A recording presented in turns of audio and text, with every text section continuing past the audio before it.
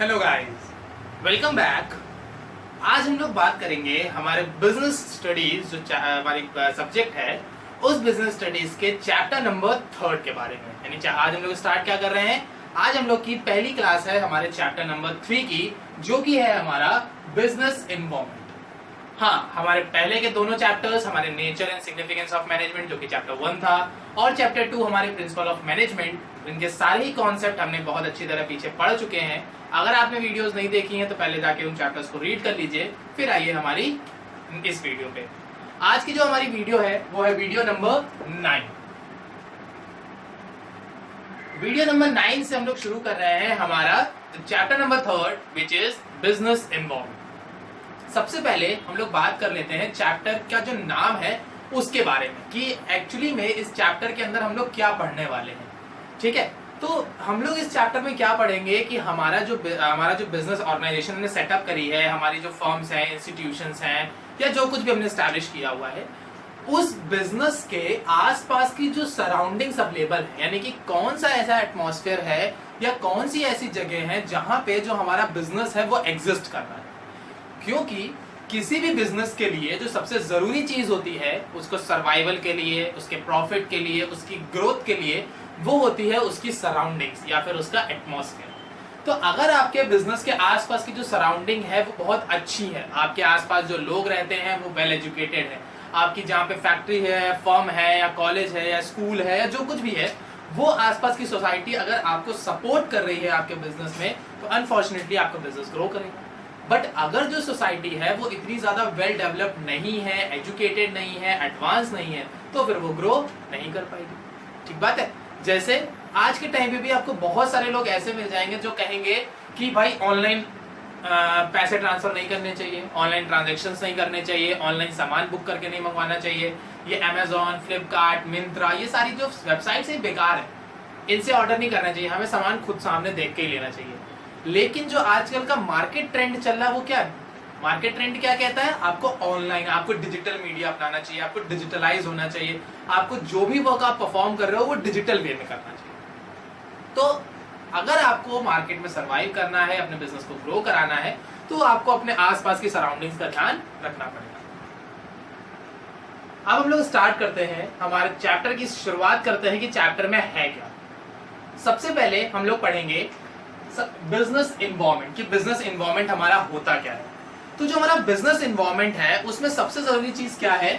It refer to the factors, individual, institutions, यानी कि हमारे बिजनेस इन्वॉल्वमेंट में मेरे बहुत सारे फैक्टर्स होते हैं। फैक्टर्स का मतलब क्या हो गया? ऐसी चीजें जो हमारे बिजनेस को इफेक्ट करती हैं या हमारे बिजनेस पे असर डालती हैं, फिर वो चाहे डायरेक्टली कर रही हूं या इनडायरेक्टली असर डाल रही हूं। जैसे आपका कोई भी बिजनेस है, ठीक है, जैसे आज के टाइम पे आपने ऑनलाइन फूड डिलीवरी का बिजनेस शुरू किया। ऑनलाइन फूड डिलीवरी में जो फैक्टर्स आपको अफेक्ट करेंगे वो कौन कौन से होंगे? जो डायरेक्टली अफेक्ट करेंगे, जो आपके बिजनेस को डायरेक्टली इंपैक्ट डालेंगे, वो होगा आपका डिलीवरी चार्जेस। अगर आप डिलीवरी चार्जेस ज्यादा ले रहे हो तो जाहिर सी बात है लोग आपसे ऑर्डर नहीं करेंगे। अगर आप डिलीवरी चार्जेस कम ले रहे हो तो लोग आपसे ऑर्डर कर देंगे। अगर आप दूसरा आपके लिए क्या फैक्टर होंगे? आपके टाइम ऑफ डिलीवरी। अगर आप डिलीवरी करने में टाइम कम लेते हो तो लोग आप पे ऑर्डर प्लेस करेंगे। अगर आप डिलीवरी पे ऑर्डर, मतलब जो ऑर्डर आया है उस पर डिलीवरी टाइम ज्यादा ले रहे हो तो लोग प्लेस नहीं करेंगे। तो फैक्टर्स का मतलब हो गया कि वो चीजें जो आपके बिजनेस को डायरेक्टली या इनडायरेक्टली अफेक्ट करती हैं, वो सारी चीजें मेरी आती हैं फैक्टर्स में। फैक्टर्स के बाद जो दूसरी चीज होती है हमारी, वो है मेरा इंडिविजुअल। इंडिविजुअल का मतलब होता है कोई भी individual person, individual firm, individual organization, या whatever the it is. यानी कि आपके बिजनेस को कोई भी एक, चाहे वो पर्सन हो, चाहे वो इंस्टीट्यूशन हो, चाहे वो फर्म हो, चाहे वो फैक्ट्री हो, चाहे वो ऑर्गेनाइजेशन हो, कुछ भी हो, अगर वो आपके बिजनेस को अफेक्ट कर रहा है, चाहे वो आपके बिजनेस को पॉजिटिवली अफेक्ट कर रहा हो या निगेटिवली अफेक्ट कर रहा हो, अगर वो आपके बिजनेस को इफेक्ट कर रहा हो, आपके बिजनेस पर असर डाल रहा है, तो वो आपके बिजनेस इन्वॉल्वमेंट में काउंट किया जाएगा। जैसे आपने कोई स्कूल खोला और आपके स्कूल आपने खोला है, और आपके स्कूल खोलने के 4-5 साल बाद आपकी सोसाइटी में एक स्कूल और ओपन हो गया, तो क्या हुआ? कॉम्पिटिटर जनरेट हो गया, लेकिन वो एक ही इंडिविजुअल तो है। तो वो एक इंडिविजुअल जो स्कूल ओपन हुआ है, आपके स्कूल ओपन होने के बाद, वो आपके बिजनेस पे अफेक्ट करेगा? आपके जो स्टूडेंट्स हैं वो डिवाइड हो जाएंगे। अब दोनों में जो बेटर क्वालिटी ऑफर करेगा उसकी मार्केट बढ़ जाएगी।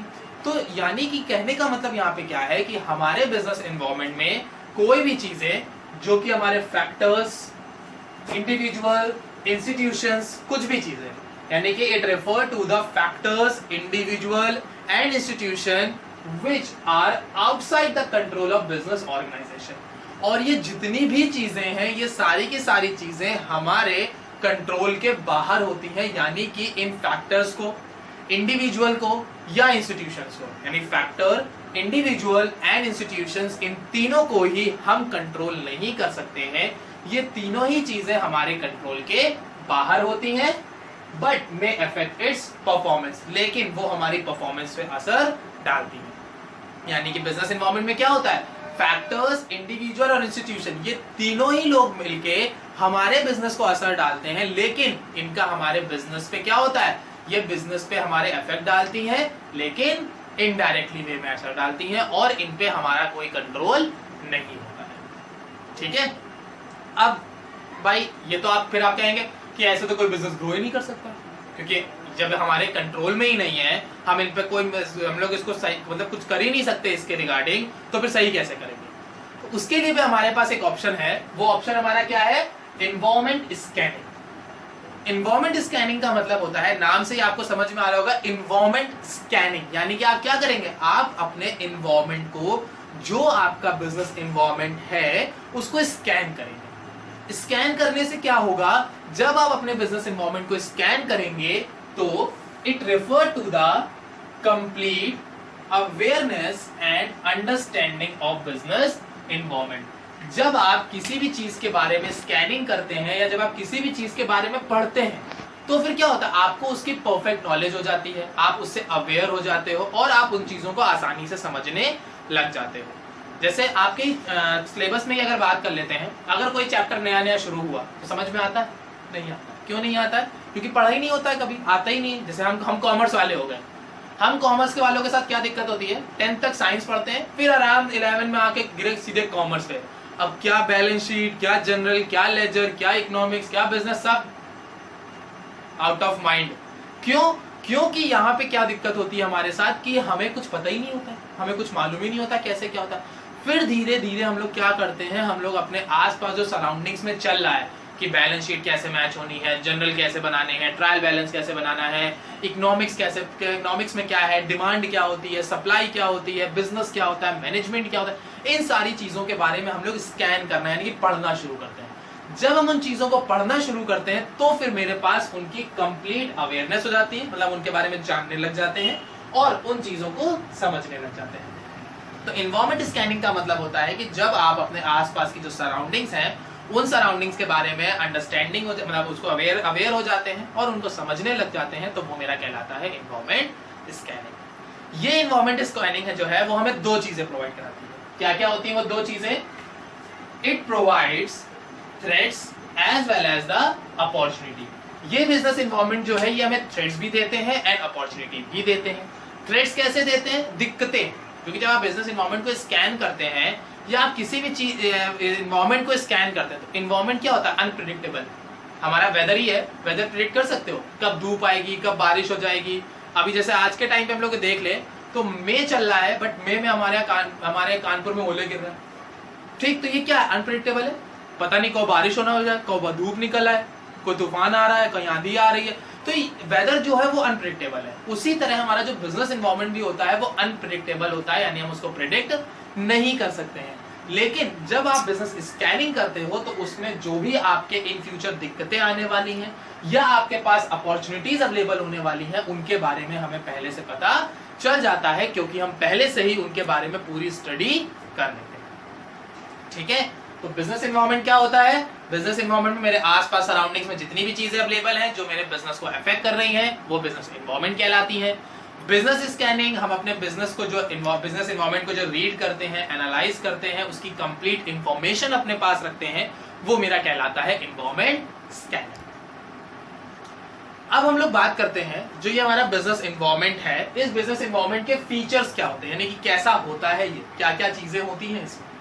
तो सबसे पहला जो फीचर हमारा होता है वो होता है ऑल द एक्सटर्नल फोर्सेस, यानी कि हमारे बिजनेस एनवायरनमेंट में जितनी भी तरह के एक्सटर्नल फोर्सेस हैं हम सब वो ले लेंगे। एक्सटर्नल फोर्सेस का मतलब क्या हो गया, हमारे जो फोर्सेस होते हैं वो दो तरह के होते हैं, इंटरनल और एक्सटर्नल। इंटरनल फोर्सेस वो होते हैं जो हमारे कंट्रोल में हैं, जिन्हें हम मैनेज कर सकते हैं, जैसे हमारे प्राइस, हमारी क्वालिटी, हमारी क्वांटिटी, हमारे एम्प्लॉइज, हमारी फर्म्स, ठीक है। यानी कि ऐसी चीजें जिनको आप कंट्रोल कर सकते हो वो इंटरनल हो जाती हैं, जिनको आप कंट्रोल नहीं कर सकते हो वो एक्सटर्नल हो जाती हैं। तो बिजनेस एनवायरनमेंट में क्या होता है, मेरे जितने भी एक्सटर्नल फोर्सेस होते हैं वो सारे अफेक्ट करते हैं, सारे के सारे अफेक्ट करेंगे, क्योंकि वो हमारे कंट्रोल में नहीं होते हैं। अभी जैसे मैंने यहाँ पे बताया कि जितने भी फैक्टर्स होते हैं वो सारे के सारे हमारे अफेक्ट करते हैं, क्योंकि उनपे मेरा किसी भी तरह का कंट्रोल नहीं होता। दूसरा फीचर मेरा आता है specific and general forces. Specific and general forces का मतलब क्या होगा, स्पेसिफिक का मतलब क्या हो गया, जो पर्टिकुलर उन्हीं चीजों के साथ दिक्कतें हैं, वो सबके साथ नहीं है। स्पेसिफिक का मतलब क्या हो गया, कुछ पर्टिकुलर लोगों के साथ वो दिक्कतें, वो सबके साथ नहीं है। जैसे अब अगर हम लोग लॉकडाउन की बात करें तो लॉकडाउन में जो बिजनेसमैन है उनको दिक्कतें हो रही हैं। उनके साथ दिक्कत क्या है, उनकी भाई बिजनेस चल नहीं रहा है तो पैसा उनके पास आ नहीं रहा है, पैसा आ नहीं रहा है तो ग्रोथ हो नहीं रही है। तो उनके साथ स्पेसिफिक दिक्कत क्या हो गई कि उनका बिजनेस ही नहीं चल रहा है। वो सिर्फ उन्हीं के साथ है, वो जनरली और किसी के साथ नहीं है। क्यों, क्योंकि जो गवर्नमेंट एम्प्लॉइज है उनको गवर्नमेंट सैलरी दे ही रही है। प्राइवेट इंस्टीट्यूशंस वाले, जो प्राइवेट इंस्टीट्यूशन वालों ने वर्कर्स को हायर किया हुआ है उनको वो सैलरी दे रहे हैं, और बाकियों को उन्होंने निकाल दिया है तो उनको सैलरी नहीं मिल रही। तो आप जब वर्किंग ही नहीं हो तो सैलरी मिलने का सवाल ही नहीं उठता। तो जनरल स्पेसिफिक फोर्सेस आपके वो हो गए जो पर्टिकुलर प्रॉब्लम सिर्फ आपके साथ हो रही है, वो स्पेसिफिक प्रॉब्लम्स हो गई। और जनरल जो सबके साथ दिक्कत है, जैसे पैसा नहीं है तो इस समय सभी के पास पैसा नहीं, फिर वो चाहे सरकारी नौकरी हो, प्राइवेट नौकरी हो, या हमारे बिजनेस हो, कोई भी हो, सबके साथ दिक्कत है। किसी का बिजनेस नहीं चल रहा ठीक से, तो बिजनेस ना चलना प्रेजेंट टाइम पे वो जनरल हो गया, क्योंकि वो सबके साथ है। स्पेसिफिक जो पर्टिकुलर सिर्फ आपके साथ दिक्कतें हो रही हैं वो मेरा कहलाता है स्पेसिफिक फोर्सेस। थर्ड मेरा फीचर आता है अनसर्टेनिटी। अनसर्टेनिटी का मतलब होता है अनिश्चित, यानी कि जो चीजें फिक्स नहीं है, यानी फ्लेक्सिबल। अब जैसे अब आप लोग हैं, आप लोग का रूटीन फिक्स है, रात में सो, सुबह उठो, पता है सुबह उठना है, स्कूल जाना है, और स्कूल से आना है, फिर कोचिंग जाना है, बस यही, इसी में रूटीन कट गया। तो एक फिक्सिटी है, पता है ना कि यही करना है, सुबह उठना है, स्कूल जाना है, स्कूल से आना है, कोचिंग जाना है, खत्म काम, पढ़ाई करनी है, और कुछ है ही नहीं मेरे पास लाइफ में। तो ये चीजें क्या हो गई आपकी, ये फिक्स हो गया कि सर्टेन है कि ये आपको करना ही करना है। लेकिन मान लो आप सुबह उठे, आराम से उठे, न्यूज देखी, आज से स्कूल 10 दिन के लिए बंद। अब ये क्या हो गया, स्कूल ही बंद हो गया 10 दिन के लिए। तो ये क्या था, ये अनसर्टेन था। ये आपको पता था ऐसा कुछ होने वाला, नहीं पता था। तो अनसर्टेनिटी का मतलब क्या हो गया कि आपके बिजनेस एनवायरनमेंट में जो चीजें फिक्स नहीं है, जो कभी भी चेंज हो जाती है या कभी भी चेंज हो सकती हैं, वो मेरी कहलाती है अनसर्टेन, यानी कि वो फिक्स नहीं है। नेक्स्ट मेरा आता है डायनेमिक। डायनेमिक का मतलब होता है फ्रीक्वेंट चेंजेस, यानी कि बार बार चेंजेस होना, एक बार नहीं हो रहा है, बार बार चेंजेस हो रहे हैं। जैसे अगर हम लोग बात करें मोबाइल इंडस्ट्री की, तो मोबाइल फोन्स में क्या है, पहले सिंगल कैमरा आता था, फिर डबल कैमरा हो गया, फिर ट्रिपल कैमरा हो गया, अब 4 कैमरे आ रहे हैं। फिर उन कैमरे के अंदर उन्होंने सेंसर डाल दिए कि ये आपका पोर्ट्रेट मोड ले लेगा, ये बूके मोड ले लेगा, ये टाइम लैप्स कर देगा, ये आपकी स्लो मोशन में रिकॉर्ड कर देगा, ये 4K वीडियो बना देगा। तो मतलब चेंजेस फ्रीक्वेंट आपके कैमराज में ही, सिर्फ कैमरा की बात कर रहा हूं मैं, सिर्फ कैमराज में इतने सारे चेंजेस आपके आ रहे हैं। तो ये क्या है, इन्वायरमेंट ही तो चेंज हो रहा है। अगर आप इन्वायरमेंट के साथ अपने कैमराज को चेंज करेंगे तो लोग आपके फोन खरीदेंगे, अदरवाइज आपके फोन सेल आउट नहीं होंगे। तो डायनेमिक का मतलब क्या हो गया, जब आपके बिजनेस ऑर्गेनाइजेशन में फ्रीक्वेंट चेंजेस आते हैं, यानी बार बार चेंजेस आ रहे हैं, तो वो मेरा कहलाता है डायनेमिक ऑर्गेनाइजेशन या डायनेमिक बिजनेस एनवायरनमेंट। नेक्स्ट आता है कॉम्प्लेक्स। बिजनेस एनवायरनमेंट को रीड करना, प्रिडिक्ट करना या उसके बारे में अजम्पशन देना बहुत ही ज्यादा मुश्किल होता है। क्यों होता है, क्योंकि हमें पता ही नहीं क्या हो जाएगा। आपको पता है कल क्या होने वाला है, कोई प्रिडिक्ट कर सकता है कल गवर्नमेंट क्या डिसीजन देगी, या हमारा शेयर मार्केट किस तरफ जाएगा, ठीक है, या फिर हमारे लॉकडाउन ओपन होगा कि नहीं होगा, ठीक, या स्कूल से रिलेटेड क्या इंफॉर्मेशन आ जाएगी, कुछ पता है, कुछ प्रिडिक्ट कर सकते हो, नहीं कर सकते हो। तो जब आप अपने इन्वायरमेंट के बारे में सोच नहीं सकते हो तो बिजनेस के बारे में कैसे प्रेडिक्ट कर सकते हो कि कल मेरे बिजनेस में कितनी सेल हो सकती है, कितनी डिमांड हो सकती है, कितने कस्टमर्स आएंगे? नहीं कर सकते। सिर्फ एक अंदाजा लगा सकते हैं, अजम्पशन कर सकते हैं कि इतना हो सकता है, लेकिन दिक्कत है ना, उसको आसानी से तो नहीं पढ़ सकते ना। तो बिजनेस इन्वायरमेंट को रीड करना बहुत ज्यादा कॉम्प्लेक्स होता है, ठीक है। और लास्ट हमारा बिजनेस फीचर आता है इंटर रिलेशन। इंटर रिलेशन का मतलब क्या हो गया कि हमारे बिजनेस इन्वायरमेंट में जितने भी इन्वायरमेंट होते हैं वो सारे के सारे आपस में इंटरकनेक्टेड होते हैं। इंटरकनेक्टेड का मतलब क्या हो गया? सभी का एक दूसरे पे असर पड़ता है और सभी एक दूसरे से लिंक करके ही आगे बढ़ते हैं। मतलब कोई भी बिजनेस इन्वायरमेंट इंडिविजुअली ना ग्रो कर सकता है, ना कोई भी बिजनेस इन्वायरमेंट इंडिविजुअली आप पे इफेक्ट डाल सकता है। तो फीचर्स हमारे यहाँ पे क्या क्या हो गए? All the external forces, specific and general forces, uncertainty, dynamic, complex and interrelation। ये 6 हमारे फीचर्स थे हमारे बिजनेस एनवायरनमेंट के। अब हम लोग बढ़ते हैं हमारे इंपॉर्टेंस की तरफ कि जो बिजनेस एनवायरनमेंट हमने रीड किया है, बिजनेस एनवायरनमेंट के बारे में हमने पढ़ा है, इसकी इंपॉर्टेंस क्या है। अब बढ़ते हैं हम अपने इंपॉर्टेंस की तरफ। इंपॉर्टेंस में मेरा पहला इंपॉर्टेंस है identifying opportunities and getting first mover advantages. यानी कि जब कोई भी मैनेजर अपने बिजनेस एनवायरनमेंट को रीड कर लेता है या अपने बिजनेस एनवायरनमेंट को समझ लेता है कि आने वाले टाइम में ये अपॉर्चुनिटी मेरे पास अवेलेबल है, तो अगर आप अपनी जो ये अपॉर्चुनिटीज हैं इन अपॉर्चुनिटीज को आइडेंटिफाई कर लेंगे, अगर आप अपनी अपॉर्चुनिटीज को आइडेंटिफाई कर लेंगे तो फर्स्ट मूवर एडवांटेज, तो क्या होगा? आपको सबसे पहले फायदा मिलेगा। जैसे अगर इसका एक एग्जांपल ले लेते हैं, आज के टाइम पे पीवीआर सिनेमास बंद चल रहे हैं, पेट्रोल इंडस्ट्रीज बंद चल रही हैं, ठीक है, फास्ट फूड जैसे मैकडोनल्ड, केएफसी, डोमिनोज, पिज्जा हट, ये सब क्या है? एकदम बंद है, इनका बिजनेस एकदम बंद चल रहा है। तो जब हमारा ये लॉकडाउन हटेगा तो इनके बिजनेस में सडन मतलब एकदम तेजी से ग्रोथ होगी, बहुत फास्टेस्ट ग्रोथ होगी। क्यों होगी? क्योंकि ये बिजनेस बहुत बंद चल रहे हैं और जैसे ही लॉकडाउन हटेगा तो लोग रिफ्रेशमेंट के लिए, एंटरटेनमेंट के लिए या अपना टेस्ट चेंज करने के लिए इन चीजों की तरफ भागेंगे। जब भागेंगे तो इनकी डिमांड बढ़ेगी, डिमांड बढ़ेगी तो इनके शेयर्स की वैल्यू बढ़ेगी, और जब इनके शेयर्स की वैल्यू बढ़ेगी तो क्या होगा? फायदा हो गया। तो अगर आप अभी इनके शेयर्स लेके डाल देते हैं, अभी शेयर्स आपने ले लिए और साल भर के लिए छोड़ दिए, आपने क्या किया? इन कंपनीज के शेयर ले लिए 10, 20, 50 हजार रुपए के और साल भर के लिए छोड़ दिया। तो जब आप 10 साल 2 साल बाद जब आप देखोगे तो इनकी वैल्यूज आपके जो अभी के रेट हैं और तब के रेट होंगे कम से कम डबल से ट्रिपल का मार्जिन आपको मिलेगा। तो क्या हुआ? आपने अपॉर्चुनिटी पहले ही पता कर ली। तो अगर आप अपॉर्चुनिटीज पहले से ही पता करके रख लोगे, पहले से उनको समझ जाओगे, तो आपको फायदा सबसे ज्यादा होगा। दूसरा मेरा आता है identify the threats and early warning signals. दूसरी चीज जो हमारी है कि इसमें हमारा क्या है कि हमें अर्ली वार्निंग सिग्नल्स भी मिलते हैं, क्योंकि बिजनेस में भाई हमेशा तो प्रॉफिट होगा नहीं। हमारा जो बिजनेस है या हमारी जो ऑर्गेनाइजेशन है उसमें हमेशा प्रॉफिट होगा? हमें नहीं होगा। जब आपको हमेशा प्रॉफिट नहीं हो सकता है तो लॉस तो होगा ना। तो उन लॉस से बचने के लिए जो मेरे मैनेजर्स हैं वो क्या करते हैं? बिजनेस एनवायरनमेंट को रीड करते हैं, समझते हैं कि आने वाले टाइम में मेरे लिए क्या दिक्कतें आ जाएगी। तो जब आपको वो दिक्कतें पता चल जाएंगी तो क्या होगा? आप उन चीजों से पहले से ही संभल के रहोगे। जैसे प्रेजेंट टाइम में सब कुछ बंद चल रहा है, जो हमारी टूरिज्म इंडस्ट्री है, टूरिज्म इंडस्ट्री का मतलब क्या हो गया? जो टूरिस्ट आते हैं हमारे यहाँ घूमने या हमारे यहाँ से जाते हैं बाहर घूमने, अभी किसी के पास पैसा है नहीं, लॉकडाउन हटेगा, सब जॉब पे वापस से आएंगे, पैसा अर्न करेंगे, तो पहले वो अपनी जो डेली रूटीन लाइफ है पहले उसको स्टेबल करने के बारे में सोचेंगे, रेदर देन कि वो बाहर ट्रिप पे जाएं या बाहर वाले यहाँ ट्रिप पे आए। तो जो हमारी टूरिज्म इंडस्ट्री है वो सबसे लेट ग्रो करेगी, सबसे देर में ग्रो करेगी। तो इस बात को अगर हम लोग पहले से समझ जाए तो कोई टूरिज्म इंडस्ट्री की तरफ जाएगा? कोई नहीं जाएगा। या टूरिज्म इंडस्ट्री ज्यादा अपने में इन्वेस्ट करना चाहेगी? नहीं चाहेगी। क्यों नहीं चाहेगी? क्योंकि ना तो वो हमारे जीडीपी में इतना कंट्रीब्यूट कर रही है, ना तो उसको ग्रोथ देने से कुछ ज्यादा फायदा मिल रहा है हमको, बहुत ज्यादा क्या एडवांटेज हो कि हम इसको लगा दें। तो वही चीज यहाँ पे है कि जब आपने बिजनेस एनवायरनमेंट को रीड करते हो तो आपको अपनी अपॉर्चुनिटीज, थ्रेट्स, इन दोनों के बारे में नॉलेज हो जाती है जो आपके बिजनेस में आपको ग्रो करने में हेल्प करते हैं। तीसरा फायदा जो हमारा है वो है हमारा tapping and assembling the resources.